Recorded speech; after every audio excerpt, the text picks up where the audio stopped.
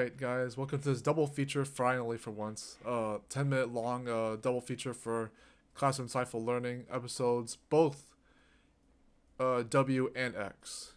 So W is going to be about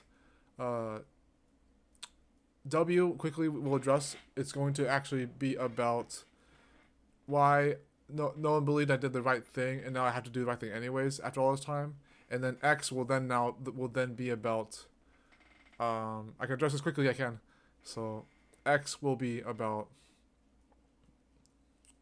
have you ever made a decision in your entire life before? So there we go.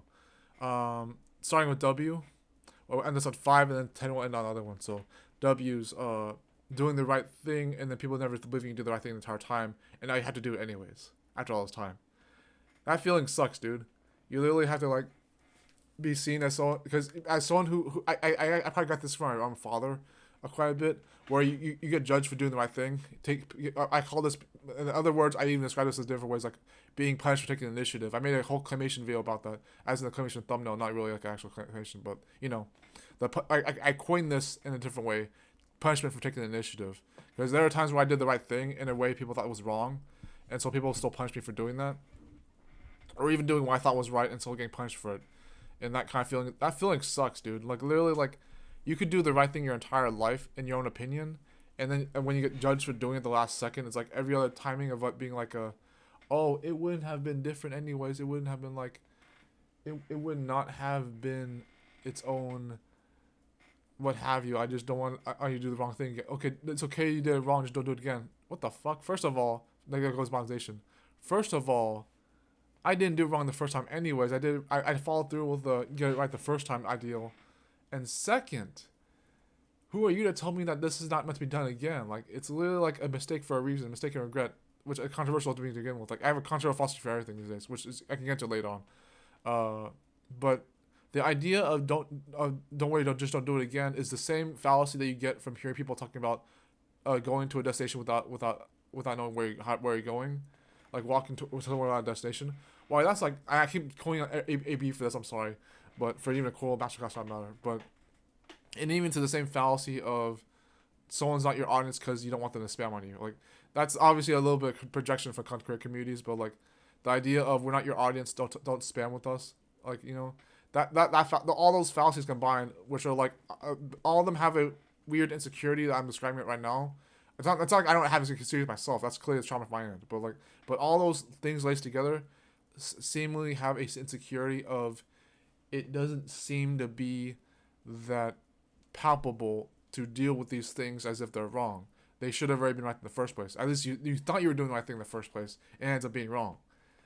And that's one of the weirdest things about most ethics by the by. It's like you think you're doing the right thing, you're not doing the right thing at all, or even doing the worst possible thing you could possibly imagine. This is why this communication can be important from the inside, because when people say it comes from within, they're not lying to you. I keep saying that too. There's a reason why that's a cliche, but it's a true thing. It is indeed an inner world that we have to work with, and we have to make sure that we're not lying to ourselves about what we think is right. But even when we do it wrong, we have to own up to it, even if we thought it was right to do, and even if we thought it was virtuous or humble to do. We still have to own up to it if it happens to be wrong. And as far as W letter is concerned, gosh, there's so much light and fog going in this room. Holy crap. It must be enlightening for me. But scroll with that if you want for the thumbnail. But for both these parts at least. But it doesn't come any easier. It's like, why would you not want to like address that people seeing as a wrong thing doing is effed up in itself? It's like you already tried to do the right thing, so why are you being punished for taking the initiative? This is a hard and complicated world. It could just at least be complex, not complicated. But enough of the things that you happen to do wrong that are already supposed to be right, and then you have to correct yourself anyways and hold accountability even then, it sucks, dude. I don't think I even have an answer for $W, but I think what will just be even better is letter X in like 30 seconds. So the end card, which won't exist as part of the video, because it's a 5-minute parter. So there's no end card here. So why am I even talking for the next 20 seconds? I have to talk anyways. I'm finishing up W. That's my humor out the window right there.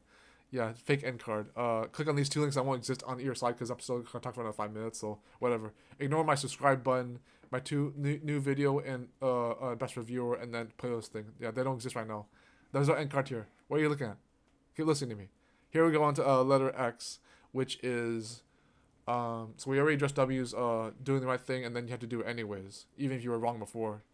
And now we're going into X's lesson of C.O.I.L, which is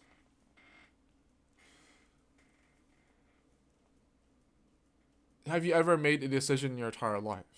So there's a couple of interesting, silly enough examples. Again, I haven't seen all this video. There's a couple of interesting examples I can make in this part of the video. One in particular is very interesting and oddly specific. I keep a bunch of tabs open on my web browser. I have to say Microsoft Edge for that matter, but that's a little different. Instead of Google Chrome or Pale Moon for that matter, with the other ones I use. Whether I avoid Google Chrome or use Pale Moon and Microsoft Edge in tandem, whether that's an example or not.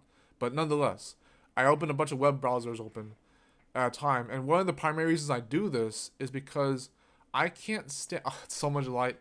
I can't stand the idea of letting go and surrendering the emotions and experiences I have attachment to with just my browser tabs. That's attachment I have for browser tabs in music and YouTube and all that.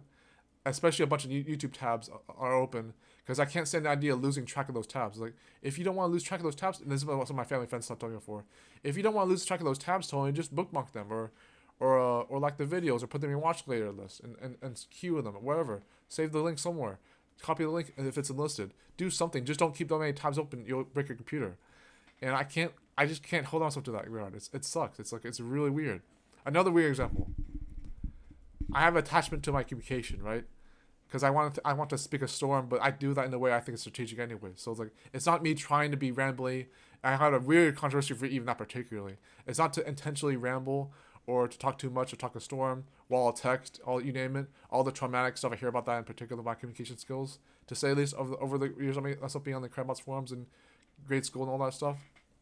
Because I didn't have communications problems in school, but I didn't have all the weird allegation stuff on the forum. So it's like, it's a mixture of those things. Like, if people think those words are the same thing anyways, some really cruel and grudgingly weird ways that my family and friends have addressed this, whether my friends or family are my enemies or not, they're not supposed to be my enemies, but no one's your enemy anyway. So, and one more example I'll make is that I have a weird way of defining my moments of meditativeness and what I call duration fetish. It's like, I will use clips like from freaking Andromeda, the sci-fi series, Steven Universe, Pixar's Up, Cave Story. I'll freaking bring up like stuff like where it's like they're so calm and collected in a moment that's the most intense part of their lives. Like freaking when Jack is building the Shengon Wu monster, and when freaking Mordecai Rigby on the porta potty. These are really weird examples I make for something like that. Like, what? How is that meditative? How are they so calm in the most intense part of their lives? Tony, how's that even relevant? How does that even matter? You're weird, Tony. I know.